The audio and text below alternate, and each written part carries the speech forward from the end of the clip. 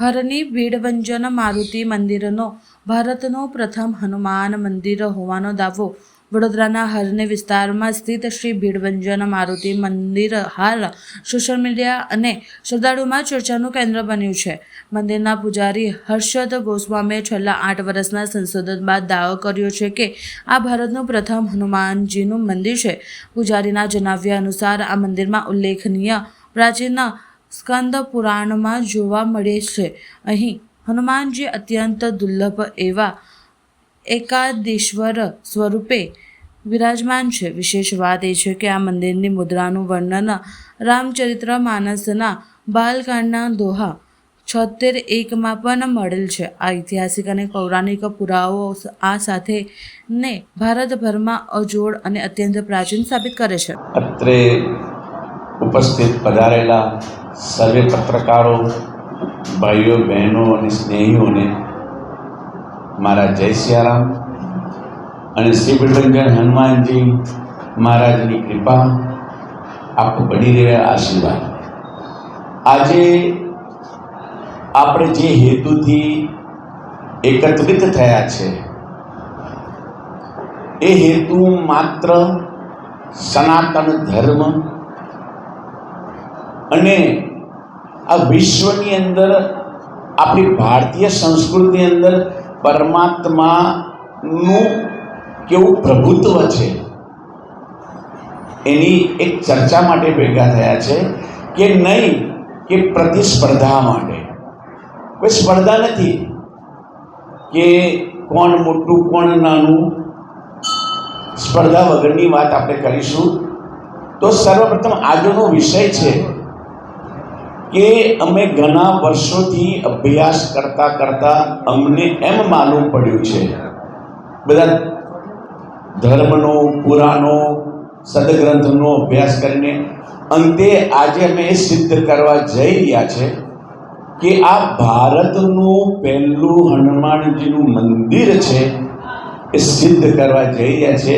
અને તમારા સહયોગથી, તમારા સહકારથી અને જે સત્ય છે એ તમને અમે પ્રસ્તુત કરીએ, જેથી કરીને તમને અમારો વિષય છે એ વિષય પર તમને ક્યારે પણ બોલતા કે છાપતા કે કોઈ આંગળી તમારા પર ના કરે, ના મારા પર કરે. તો એના માટે કે ભારતનું પ્રથમ શ્રી ભીડભંજન હનુમાનજીનું મંદિર છે એની સિદ્ધિ તરફ હું વાત કરી રહ્યો છું. તો સર્વપ્રથમ કે ભારતમાં અનેકો હનુમાનજી મહારાજના મંદિરો છે. તો આ પ્રાધાન્યતા શ્રી ભીડભંજન હનુમાનજીને જ કેમ આપવામાં આવી રહ્યું છે?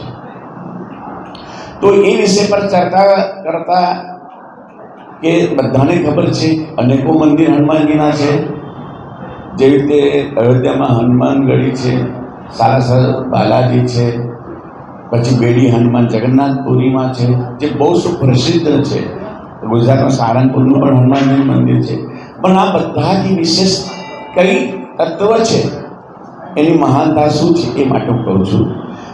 હવે આ જે સંવાદ અને હું જેના માધ્યમથી આજે કહેવા જઈ રહ્યો છે એ આપણું હજારો વર્ષ પુરાણું જે શાસ્ત્ર છે, જે સ્કંદ પુરાણ છે, જે સ્કંદ પુરાણના 7 ભાગ અને 7 ભાગની અંદર આખું સ્કંદ પુરાણ વહેંચાયેલું છે.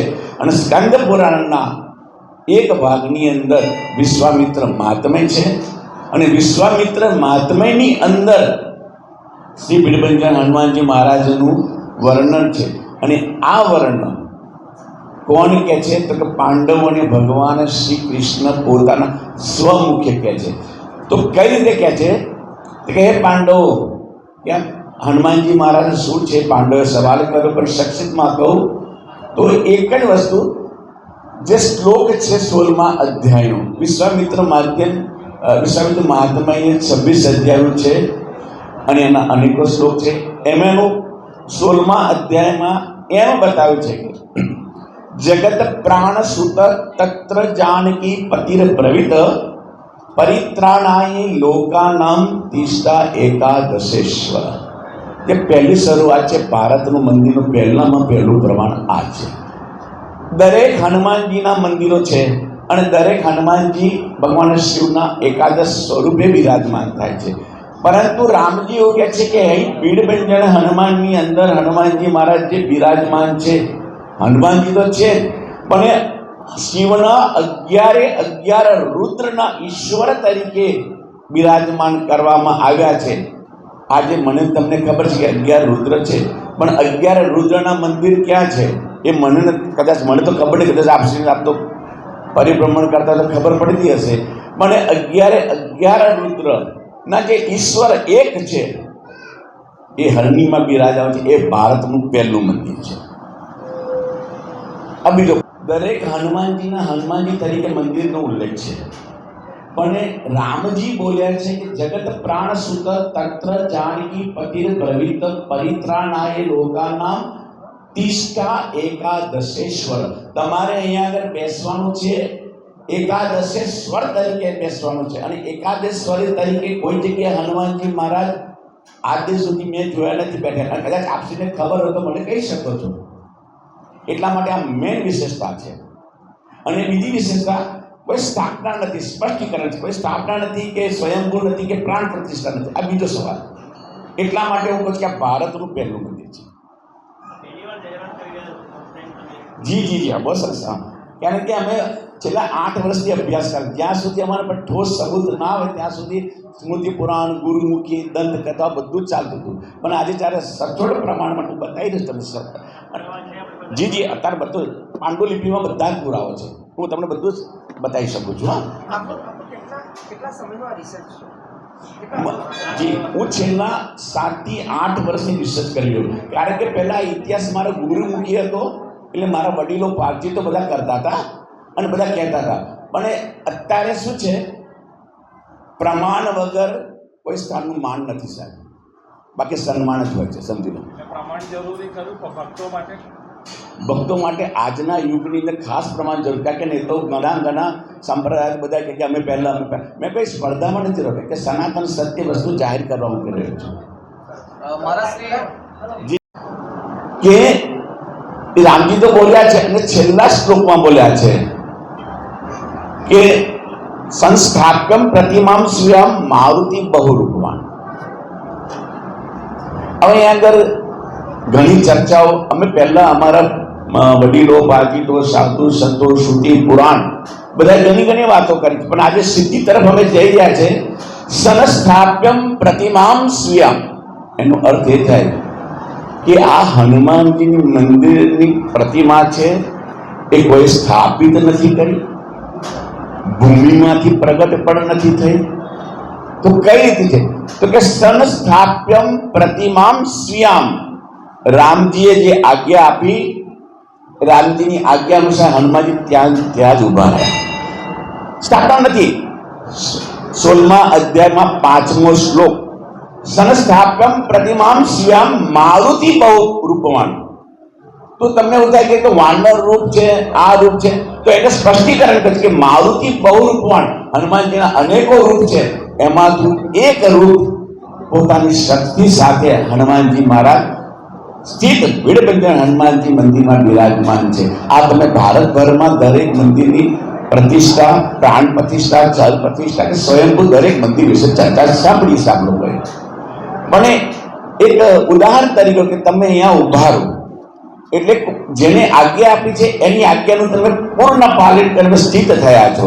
તો સંસ્થાપ્યમ પ્રતિમા, ફરી વારંવાર એટલે કહેવા માંગુ છું કે સંસ્થાપક પ્રતિમા સ્વયં ઉભા છે હનુમાનજી મહારાજ રામની આજ્ઞાથી. હવે થોડુંક આગળ ચર્ચા કે હનુમાનજી મહારાજ અહીંયા આગળ રહ્યા એ ઘણો ઇતિહાસ વારંવાર મેં કીધો છે, પણ જે ભારતના જે પ્રમાણો છે એના અનુલક્ષીને જો ખાલી માત્ર ને માત્ર વાત કરીશું સંક્ષિપ્તમાં. તો આ જગ્યાએ હનુમાનજી મહારાજ ઊભા છે, એમની જે આજ્ઞાને છે. તો એવું પણ કેવી રીતે મનાય? તો પહેલું ફરીથી એકવાર કે અહીંયા આગળ ભગવાન શિવ સ્વરૂપમાં છે. જ્યારે શિવજી રામજીની આજ્ઞા સ્વીકારે છે એના પ્રમાણો પુરાણમાં લખેલા છે, પરંતુ અત્યારે એવું સમકાલીન સમ પ્રતિમા અને સમ મુદ્રાની વાત કરીએ કે અત્યારે ભીડભંજન હનુમાનજી મહારાજનું જે સ્વરૂપ છે તો આ રીતનું છે. આ ફોટામાં જોઈ શકો છો કે એક હાથ મસ્તક ઉપર છે અને એક હાથ હૃદય ઉપર છે. જ્યારે શિવે રામજીએ કીધું અને આજ્ઞા લીધી તો એનું પ્રમાણ એવું છે કે આ જે ચોપાઈ બોલે છે, શિર ધરી આયુ કરહી તુમારા, શિર ધરી આયુ કરહી તુમારા, પરમ ધર્મ એ નાથ હમારા. ભગવાન શિવ બોલે છે કે પ્રભુ રામજીને કહે છે કે તમે જે આદેશ આપ્યો છે એ આદેશ હું તમારો મસ્તક પર લઉં છું. અને કઈ રીતે? હૃદયપૂર્વક, ભાવપૂર્વક. અને છેલ્લા એવું બોલ્યા કે પ્રભુ મારે કઈ જાણવું નથી. કેમ? તુમ સબ ભ્રાતિ પરમ હિતકારી. શિવજી બોલે છે કે તુમ સબ ભ્રાતિ પરમ હિતકારી, આજ્ઞા શિર પર નાથ તુમારી. તમારી આજ્ઞા હું મસ્તક પર લઉં છું. વડોદરાનું આ ભીડભંજનનું જે મંદિર છે, ભારતનું પહેલું એવું મંદિર છે, એના પુરાવો તમે રજૂઆત કર્યા શું છે આખી રીતે? સ્કંદ પુરાણના આધારે હું પુરાવા રજૂ કરી રહ્યો છે. અને એ પણ કથન ભગવાન શ્રી કૃષ્ણનું છે. અને રામજી બોલ્યા છે કે જગત પ્રાણ સુત તત્ર જાનકી પતિર બ્રવિત પરિત્રાણાય લોકાનામ તિષ્ઠા એકાદશેશ્વર. દરેક ભગવાન હનુમાનજીના મંદિરો હનુમાનજી તરીકે હોય છે, પણ આ હરણી ભીડભંજનની અંદર હનુમાનજી તરીકે તો છે જ, પણ 11 રુદ્રના ઈશ્વર અહીંયા બિરાજમાન છે. એવું પેલું ભારતનું મંદિર છે. અને બીજી વસ્તુ કે સંસ્થાપ્યમ પ્રતિમામ શિવામ. દરેક મંદિરોની કોઈ સંતો દ્વારા, કોઈ સાધુ દ્વારા, પરમાત્મા દ્વારા કે સ્વયંભૂ દ્વારા સ્થાપિત થતી હોય, પણ અહીંયા આગળ હનુમાનજી મહારાજની પ્રતિમા સ્થાપિત નથી કે સ્વયંભૂ નથી. માત્ર ને માત્ર રામજીના આદેશથી અને લોક કલ્યાણ માટે એ પોતે અહીંયા આગળ સ્થિત રહ્યા છે. આ બે વિશેષતા છે. અને આ સ્થળનું ત્રીજી વિશેષ કે વડોદરાની અંદર, ગુજરાતની અંદર જો કોઈ જગ્યાએ રામજી ભગવાન જો કૃષ્ણનું તો મને કદાચ બહુ અત્યારે અભ્યાસ નથી, પણ રામજી જો ગુજરાતમાં આવ્યો તો એક જ પ્રમાણ છે. સ્કંદ પુરાણ બતાવે છે કે આ સ્થળી પર ભગવાન કૃષ્ણ અને રામજી આ સ્થળી પર એમની રજ પડેલી, એ પણ આ પહેલું મંદિર ભારતનું છે. જી, આ તો વાત થઈ પૌરાણિક મંદિર છે એની, પણ આગામી 2 તારીખે હનુમાન જન્મોત્સવ છે, તે દિવસે શું વિશેષતા છે? હા, હું એમાં જોઈને બોલું કે હા, તો હવે હું તમને બહુ ખાસ વિશેષ કહું કે આટલું અમારી ખુશી વ્યક્ત કરતા આટલું સરસ અમને મળ્યું છે, તો અમારી ખુશી અમે આપ લોકોના સહકારથી, ભક્તોના સહકારથી અમે એટલી વ્યવસ્થા કરી કે પહેલી વાર અમે અમૂલ્ય શૃંગાર કરી રહ્યા છે. આ અમારી ખુશી વ્યક્ત કરવા. અને પહેલી વાર જ્યારે આ બધું પ્રમાણો મળ્યા છે તો અમે દર વર્ષે પાદુકા પૂજન તો કરીએ જ છે, પણ પાદુકા પૂજન સિવાય અમે પહેલી વાર સંગીતમય રામચરિત મારે સ્તુતિ ગાન રાખ્યું છે. હનુમાનજીને બહુ જ પ્રિય છે, સ્તુતિ ગાન રાખ્યું છે. અને ત્રીજું લખ્યું છે કે હનુમાનજીનું જે રાજોત્સવ પૂજન એમ નથી રાખ્યું, પહેલી વાર રાખ્યું છે. રાજોત્સવ પૂજન રાખ્યું છે અને રાજોત્સવ પૂજનની આરતી રાખી છે. એ બધું પહેલી વાર. અને એથી વિશેષ કે 6:30 વાગે મંદિરમાં હનુમાનજીના દર્શન ભક્તો માટે ચાલુ થશે. એ પહેલાં ને, કારણ કે એ પહેલાં બધી વિધિ વિધાનથી શુદ્ધિકરણ, પૂજન બધું થશે. 6:30 જન્મની આરતી, ત્યારથી દર્શન થશે. અને 7 વાગે લઘુરુદ્ર ચાલુ થશે. ત્યારે અતૂટ ધારા તેલડી રાતના 12 વાગે લગીને એ 25 ડબ્બા 50 ડબ્બા જે ચડાય એ હનુમાનજીની પ્રતિમા પર ચડી અને અતૂટ ધારા તેલ ધરાવવામાં આવશે. પબ્લિકને શું મેસેજ આપશો? ભીડ વધારે થઈ જશે ભીડભંજન? નામ જ ભીડભંજન છે, તો આ એ લોકોએ સમજવાનું કે ભીડભંજન ભીડ જ થાય, બીજું કંઈ ના થાય.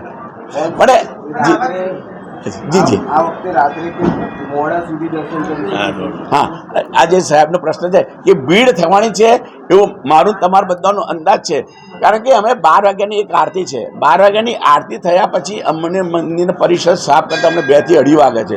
તો અમને કોઈ વાંધો નથી કે 1 વાગ્યા 1:30 વાગે લોકો શાંતિ દર્શન કરશે. અને શ્રૃંગાર 1 વીક રાખવાનો છે, બીજા આવતા શનિવાર સુધીના, કે જે ભક્તોને પર ભેટે દર્શન થાય. અને આ ઇતિહાસ જાણ્યા પછી તમારા માધ્યમથી ઇતિહાસ જાણશે અને લોકોને બી પોતાને એક આનંદ આવશે કે અમે ભારતના પહેલા મંદિરના સ્થાનમાં અમે રહીએ છીએ. અને જે હનુમાનજી એમ કહેવાય સ્વયં છે, સ્થાપિત નહીં, લાઈવ હનુમાનજી લોકો એવું કહે છે. ભક્તો અમારા બધાનો અનુભવ છે, એ પછી તમે ભક્તોને મળશો તો ખબર પડશે.